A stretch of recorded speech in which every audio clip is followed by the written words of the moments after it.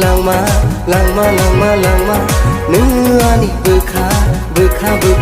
khá nửa nị làng ma nửa nị vừa khá nó nu gửi